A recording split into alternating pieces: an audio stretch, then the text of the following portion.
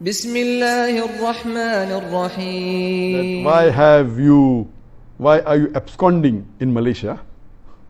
I'm not absconding in Malaysia. People know that I'm staying in Malaysia, in Putrajaya. What he may be meaning that why did I run away to Malaysia, or why did I come to Malaysia?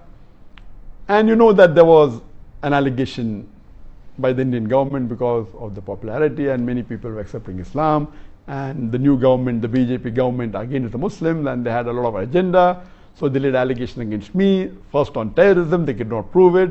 Then they said hate speech, they could not prove it. Then they went to money laundering, that also they cannot prove it. Then they tried to give me a bait and tried to convince me to come back at a compromise, which I didn't agree. Basically, I did hijrah. And hijrah for the sake of Allah subhanahu wa ta'ala. I, being a da'i, when I felt that my life was in danger, I did hijrah. And this is the sunnah of the prophets and the sunnah of Muhammad sallallahu alaihi wasallam.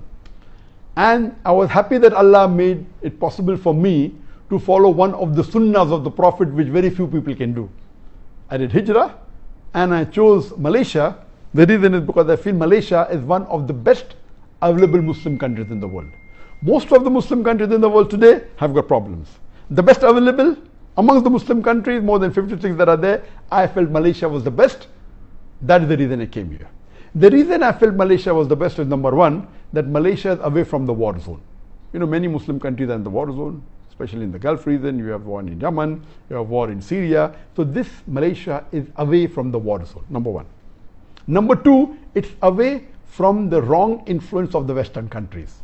You know, people, the Gulf countries and Muslim countries close, which are in Europe and otherwise, they're under the influence, the bad influence of the Western countries, which Malaysia is away. It has very little influence of America and the Western countries, number two. Number three, Malaysia is the country which has the strongest passport amongst the Muslim countries. A Malaysian can travel to 185 countries without any visa. USA may be additional 2 countries. The highest is Japan, 190 countries. Then is Singapore, 189 countries. Then maybe UK, USA, 187, 186. Malaysia is 185 countries. The strongest passport amongst all the Muslim countries. That is point number 3.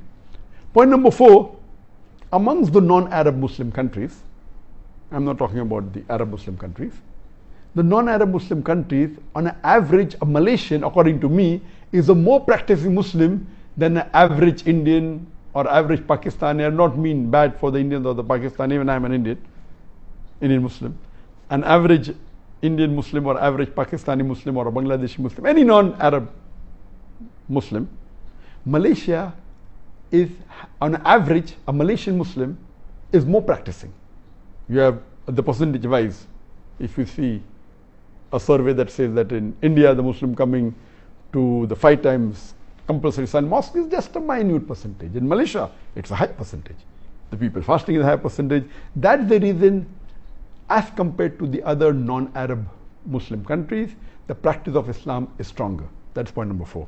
Point number 5, that in Malaysia, the federal religion is Islam.